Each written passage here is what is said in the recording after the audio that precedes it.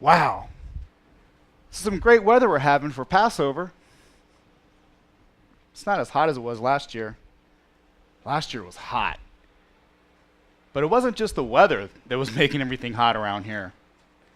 You know, I seem to recall that that's the day we threw out the trash. You see, the courtyards were filled. You should have seen the courtyards. They were filled with goats and sheep and doves and cattle and people exchanging money over here because these foreigners were coming from everywhere. They couldn't use their money in the temple because it wasn't the money of the temple. So they had to come in here and exchange their money because the muckety mucks up there didn't like it. So it's filled. This isn't any courtyard I'm talking about either. I'm talking about the courtyard of the Gentiles. This courtyard's huge. You can only imagine it. 750 square feet from one end to the other, side to side. This place is huge. This is like the marketplace of marketplaces. Once you got your booth in here, you're set. Set. You got a captive audience. They've got to buy from you. They need that little lamb or those little doves to make offerings and sacrifices to that Yahweh person. I mean, come on. So everything was going great that day. I was selling stuff. I was making a little money. You know, I had sold a lamb to this couple from Jordan. I had sold some doves to people from Bethnia. You know, I even sold that old billy goat to that Romanian schmuck. Sucker. Things were going great. Till all of a sudden, out of nowhere, this crazy guy comes running into the courtyard, and he's flipping tables, and he's swinging this handmade whip thing. I don't know what, a belt, whatever. He was whipping people and throwing things. Cows were running one way, and there was billy goats butting people over here, and there was doves flying and feathers everywhere. It looked like I had just opened my pillowcase. Money everywhere. People going crazy because the money was being scattered. He was yelling stuff. Crazy stuff. I still don't really know what he was talking about. Crazy stuff. He got up to me and he looked me dead in my eye and he said, "Is it not written that my house shall be called a house of prayer for all the nations? And you have turned it, you have turned it into a den of robbers."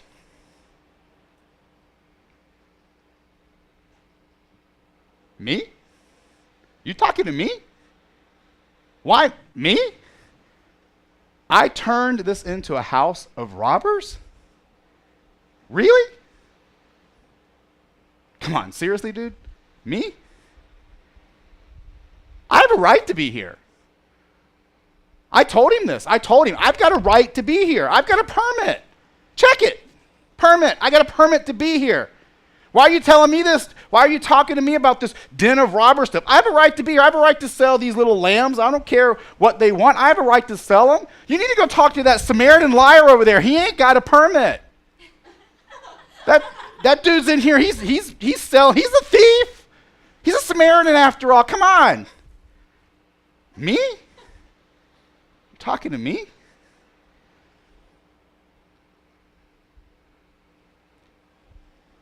But he looked at me and he told me, "You have made my house a den of robbers."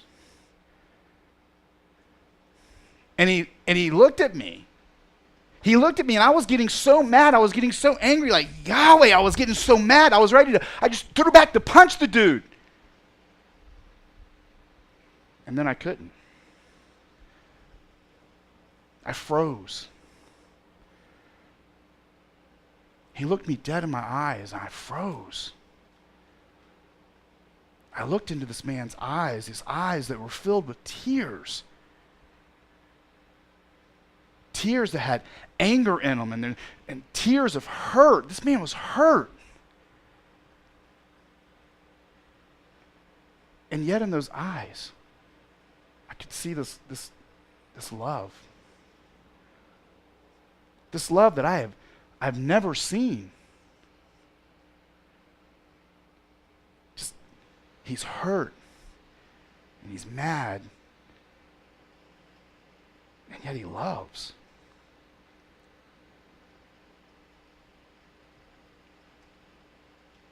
You know, I was so mad, and I was so mad at him for what he was doing. And the fact that I was telling him that, I had all the rights to be here. And at the same time, I'm seeing these eyes filled with love. The dude takes one hand and he throws my table. Money goes one way.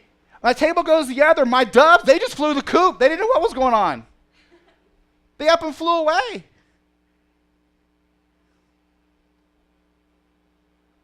But those eyes just keep haunting me. I was so mad. I was picking up and I was cleaning up the place where he had made this big mess, trying to recoup some of the money that he had threw. And I just kept thinking about what he said.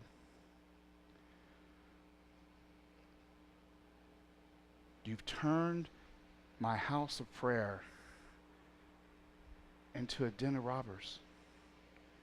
It's crazy. It's crazy.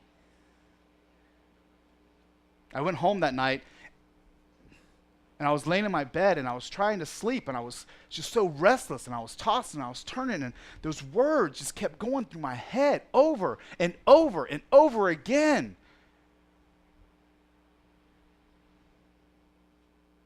You have stolen the prayer from my house. And you've turned it into a den of robbers. I had stolen the prayer? How is that right? I mean, after all, these people come here to buy these little lambs and everything that I'm giving them, and they're offering them up for sacrifices. They're up there in that holies of holy thing up there, and that priest is up there, and he's doing something with them, and isn't he praying? Aren't they praying to their God?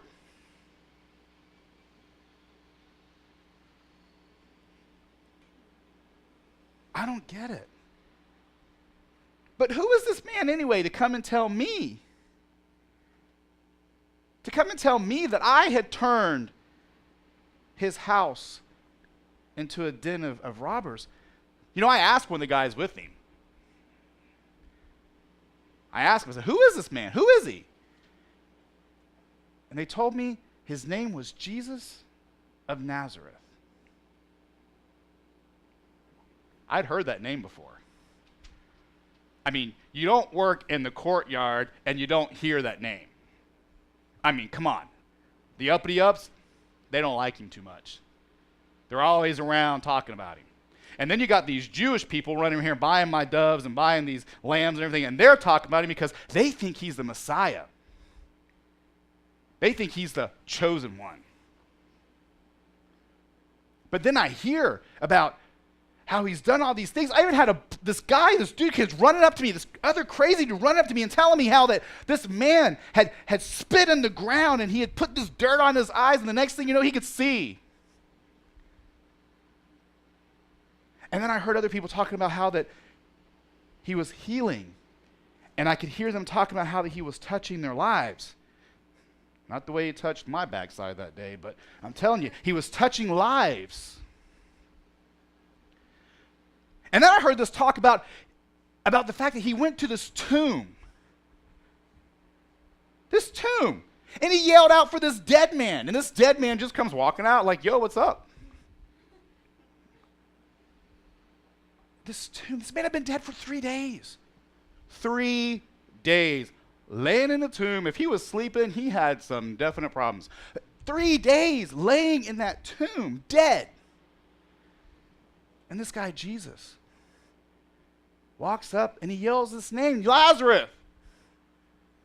Then he tells him to come forth. And he does. He does. But why did he say these words to me?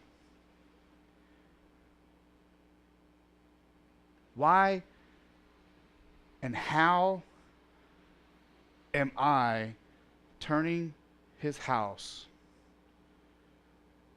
into a den of robbers and stealing his prayers?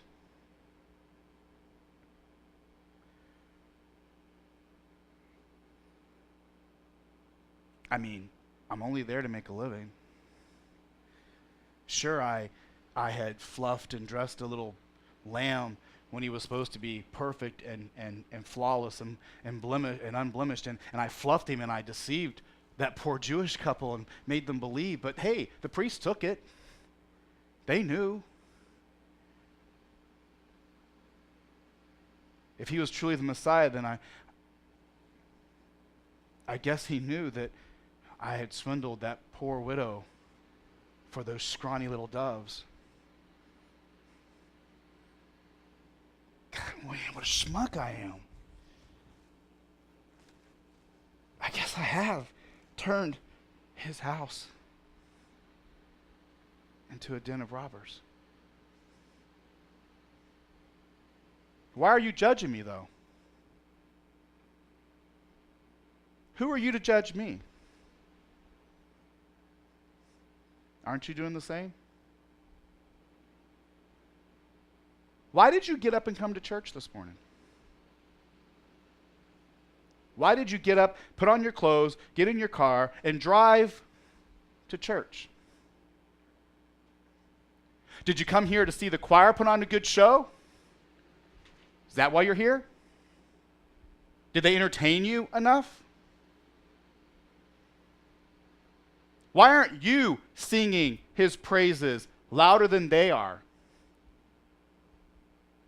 You should be singing the praises louder than they are.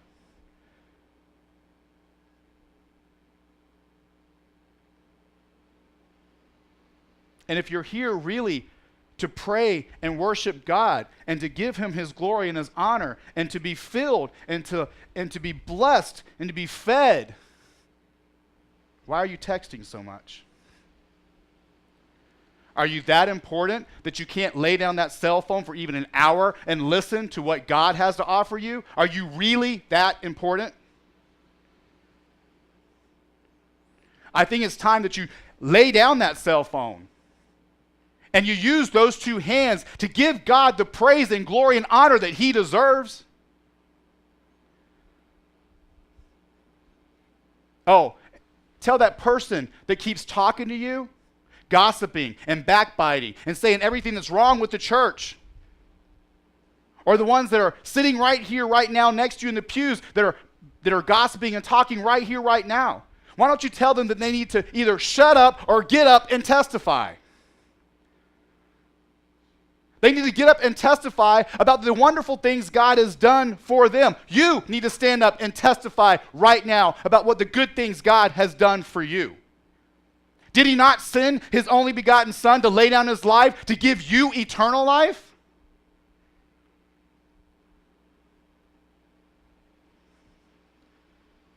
And when did you get this idea and this concept that church is supposed to be on a time frame? We show up, let the choir sing a few songs. Preacher's got what, maybe 20 minutes? 20 minutes to give you what God is trying to say that you need? You're more worried about who's going to be ahead of you in the buffet line than you are instead of being right here, right now, in the moment, in the Spirit, getting filled with the things you need to go out there and face the devil? Should we not be filling up on God? Why are we using God and Jesus and the church as an appetizer for the buffet we're about to go to? I think we have it backwards. I think God needs to be our main course. God needs to be your main course. You need to be filling up of what he has to offer instead of the silly things of the world and what the world has to offer. It's time to turn God's house back to a house of praise and worship. It is time that you stop thinking and worrying about if the church is the dating game. You need to give up on trying to impress somebody to get a date, and you need to honestly think and turn your thoughts to the one and only one you should be trying to impress, which is Jesus Christ himself. Because after all the things of this world will one day pass away. And then what are you going to have?